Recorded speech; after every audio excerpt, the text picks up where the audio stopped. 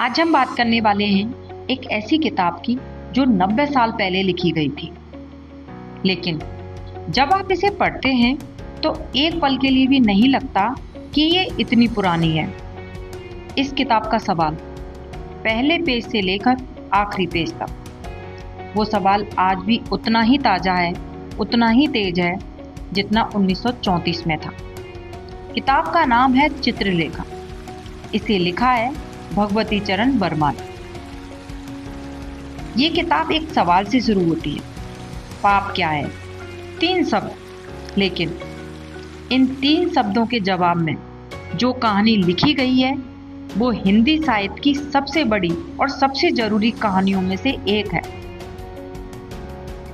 इस किताब पर 2 बार हिंदी फिल्म बनी, 1941 में और 1964 में।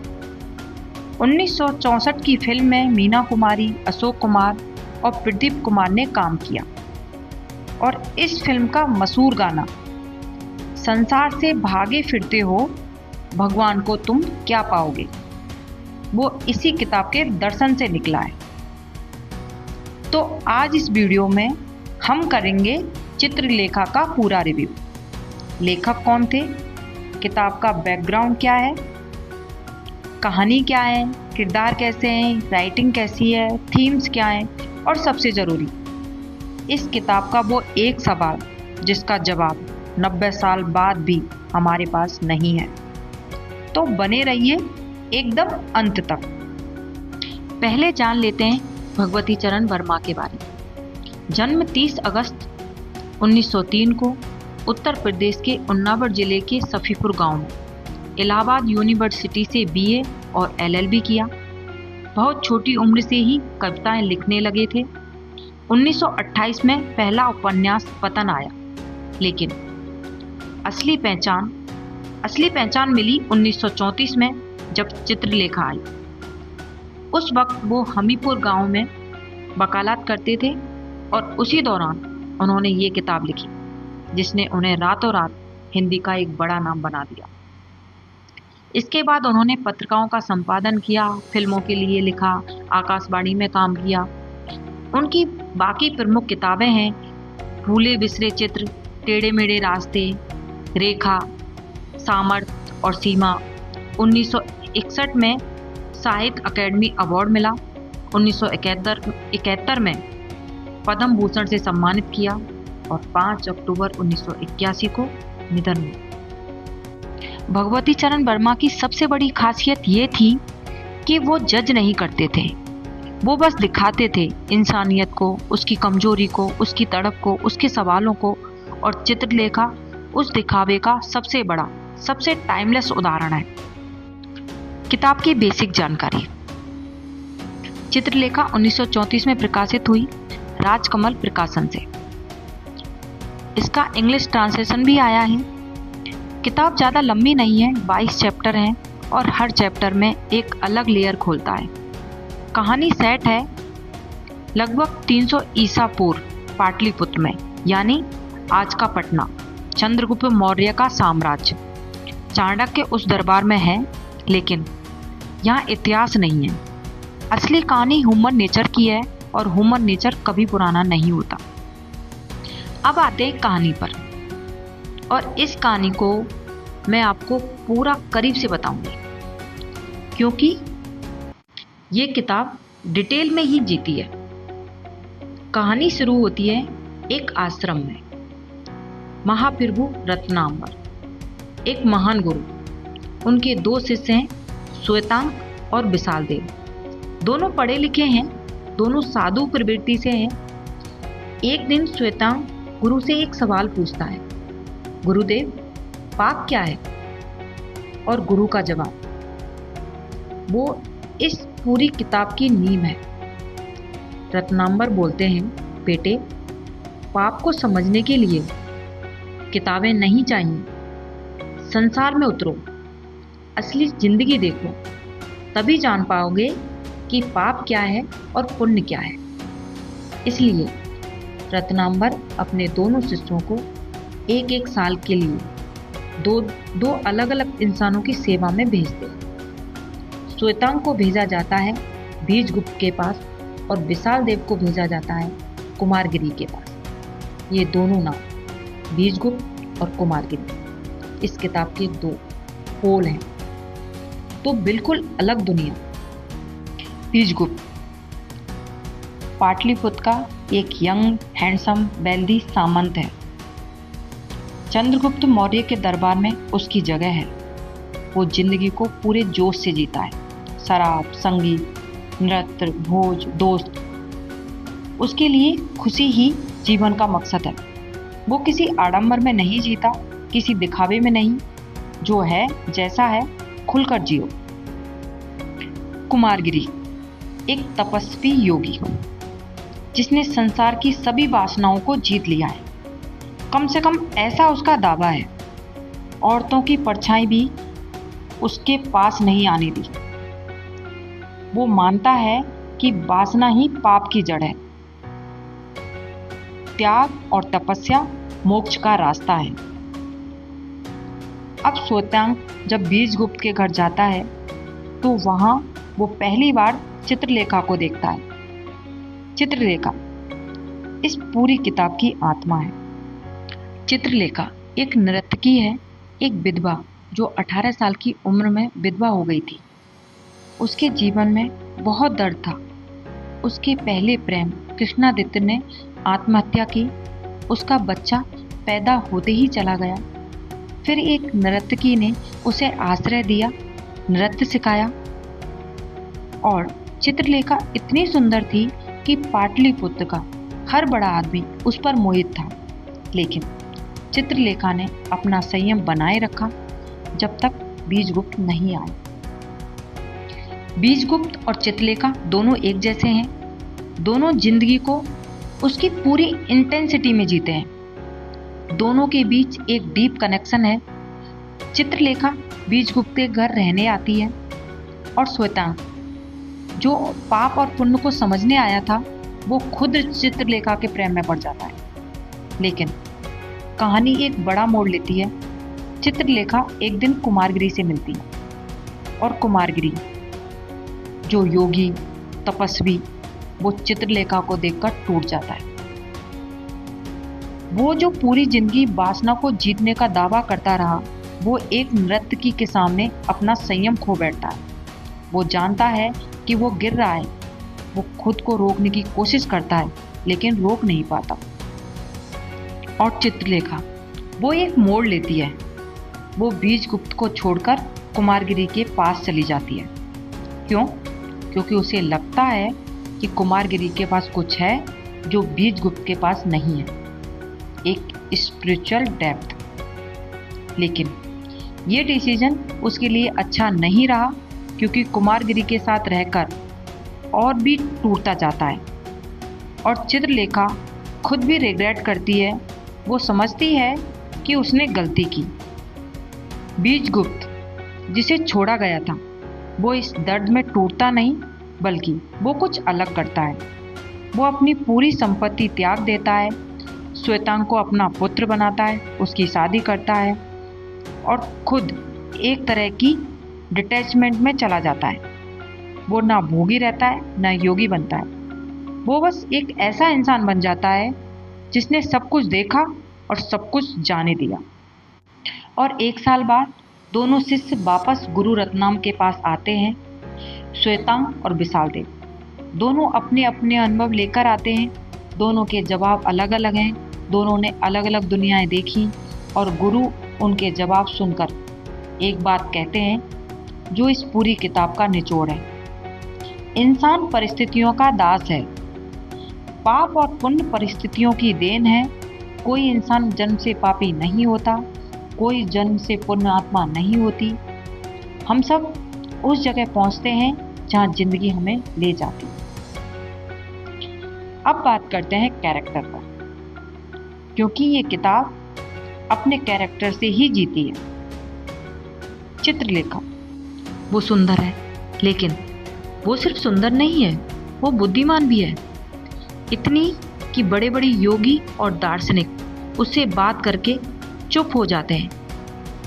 वो जीवन के बारे में एक लाइन कहती है जो पूरी किताब का दिल है। जीवन हलचल है, परिवर्तन है और हलचल तथा परिवर्तन में शांति का कोई स्थान नहीं। वो बेचैनी में कंफर्ट ढूंढती है। वो स्थिर नहीं रह सकती, ना अपने विचारों में, ना अपने रिश्तों में। चित्रलेखा की सबसे बड़ी खूबी ये है कि वो खुद से झूठ नहीं बोलती। जब वो बीजगुप्त को छोड़ती है तो उसे पता है वो क्यों छोड़ रही है। जब वो रिग्रेट करती है तो ओपनली करती है। वो समाज की परवाह नहीं करती, वो अपनी अंदरूनी आवाज़ को फॉलो करती है और यही उसे इतना पावरफुल बनाता है। बीजगुप्त लोग उसे बस भोगी कहकर डिसमिस कर देते हैं, लेकिन बीजगुप्त असल में ऑनेस्ट इंसान है। वो जो है वो दिखाता है।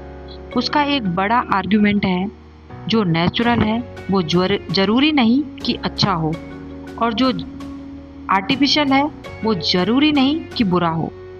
ये लाइन आपको रोकती है।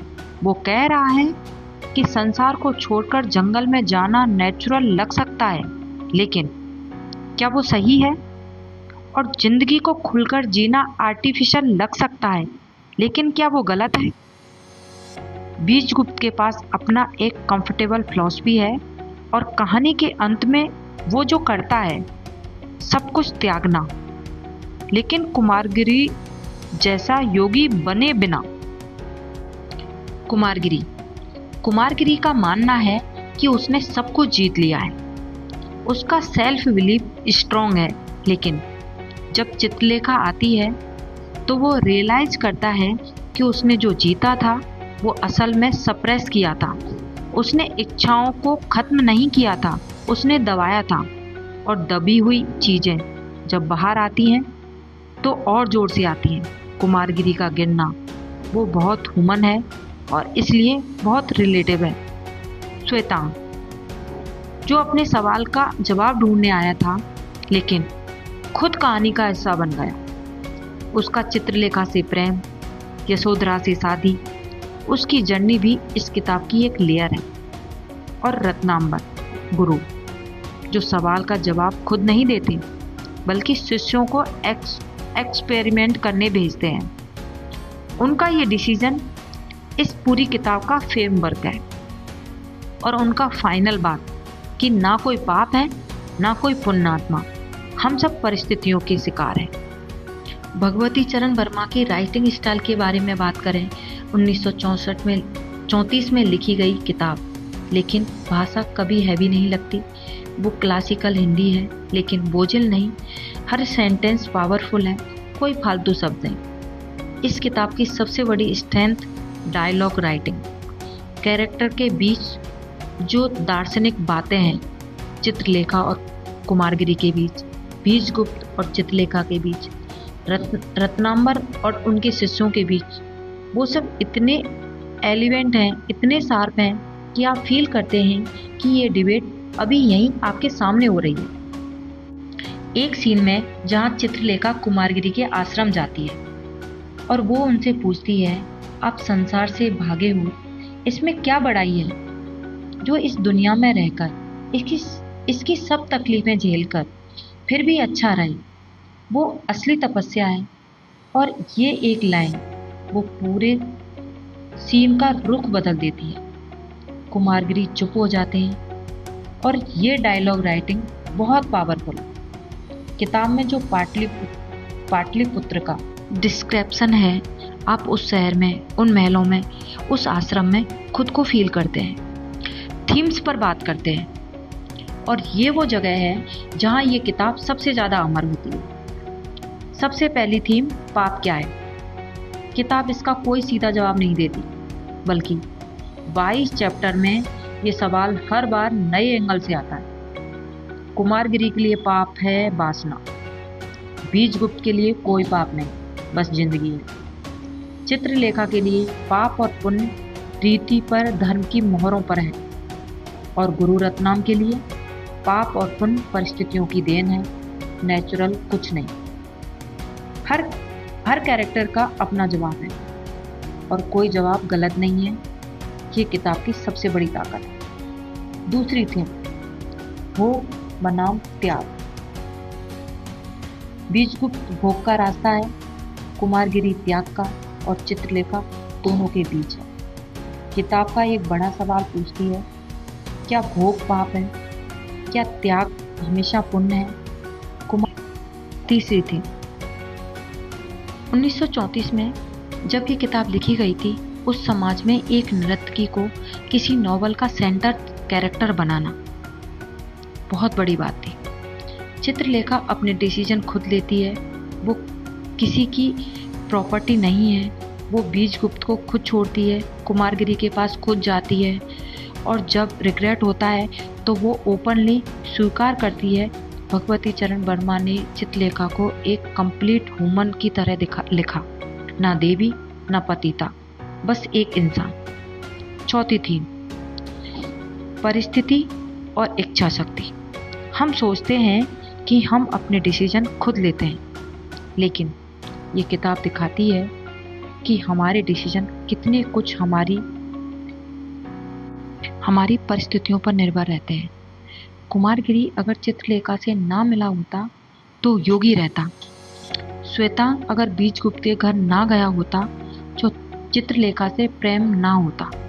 हम सब उस वक्त को जो हम थे, उस जगह जहां हम थे के हिसाब से चलते हैं और इसलिए और किसी को जज करना इतना आसान नहीं है जितना हम सोचते हैं। फिल्म के बारे में बात करते हैं। 1964 की फिल्म मीना कुमारी ने चित्रलेखा को इस तरह निभाया, वो लेजेंडरी है। खासकर गाना संसार से भागते फिरते हो, वो इस किताब के दर्शन को इतनी सफाई से कैप्चर करते हैं कि अगर आपने फिल्म देख चुके हैं तो किताब पढ़ते वक्त वो गाना अपने आप जहन में आते हैं। फिल्म अच्छी है लेकिन किताब उससे भी गहरी है, हमेशा की तरह। और अंत में, चित्रलेखा हिंदी साहित्य की उन किताबों में से है जो आपको एक बार पढ़ने के बाद बदल देती हैं। ये छोटी किताब है लेकिन इसका असर बहुत बड़ा है। ये आपको कोई जवाब नहीं देती, बल्कि आपको अपने ही सवालों के सामने खड़ा कर देती है। पाप क्या है? भोग पाप है?